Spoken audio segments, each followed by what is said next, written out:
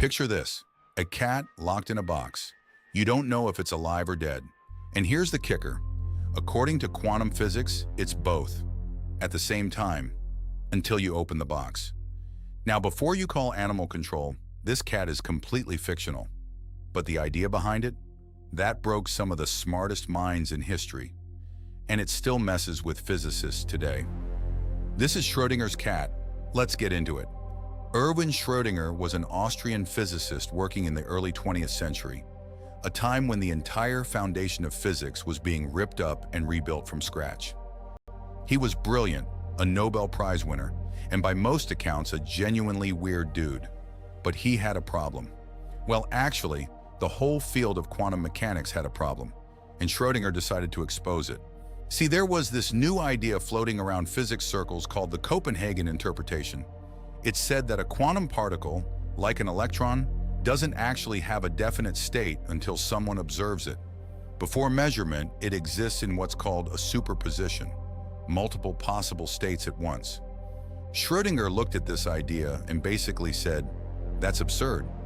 Let me show you how absurd." And then he invented the most famous cat in science history. Here's the setup. And yes, it gets a little dark. Remember, this is a thought experiment. No real cats were harmed. You take a cat and put it in a sealed box. Inside the box, there's also a tiny bit of radioactive material, a Geiger counter, a device that detects radiation, a vial of poison, and a hammer rigged to smash the vial if the Geiger counter detects anything. Here's the deal with the radioactive material. Within 1 hour, there's exactly a 50-50 chance it decays and emits a particle. If it does, the Geiger counter triggers, the hammer swings, the vial breaks, and the cat dies. If it doesn't decay, the cat is perfectly fine, probably judging you from inside the box. Now here's where it gets weird. According to quantum mechanics, until that radioactive atom is observed, it exists in superposition. It has both decayed and not decayed simultaneously, which means the whole chain of events, the Geiger counter, the hammer, the vial, and yes, the cat, are all in superposition too. The cat is, by this logic, simultaneously alive and dead. You don't know which until you open the box. Schrödinger's whole point? This is ridiculous. Quantum superposition makes sense for tiny subatomic particles. But a cat? A cat is either alive or it's dead. There's no in between. Something has gone wrong in how we're thinking about this. To really get why this is such a big deal, you need to understand what quantum mechanics was saying about reality. Before the 1900s, physics was basically Newtonian, predictable, deterministic, like clockwork. Drop a ball, you know where it lands. Shoot a particle, you know where it goes. Reality was solid and measurable. Then quantum mechanics showed up and said, not so fast. At the subatomic level, particles behave completely differently. An electron doesn't travel in a defined path. It exists as a probability wave, spread out across space. You can only calculate the likelihood of where it'll be when you look. The moment you measure it, the wave collapses into one definite position. This was the Copenhagen Interpretation, championed by physicist Niels Bohr. And Einstein hated it. He famously said, "God does not play dice with the universe." He refused to believe that reality was fundamentally uncertain. Schrödinger was in the same camp. His cat experiment wasn't meant to be a real proposal. It was a reductio ad absurdum. He was saying, if your theory leads to a cat being alive and dead at the same time, your theory has a problem. Here's where it gets genuinely fascinating. The argument Schrödinger started in 1935 is still going. The Copenhagen Interpretation remains the most widely taught version of quantum mechanics. It works. The math is solid. The predictions are accurate. It just doesn't give you a satisfying answer about what's actually happening before you measure.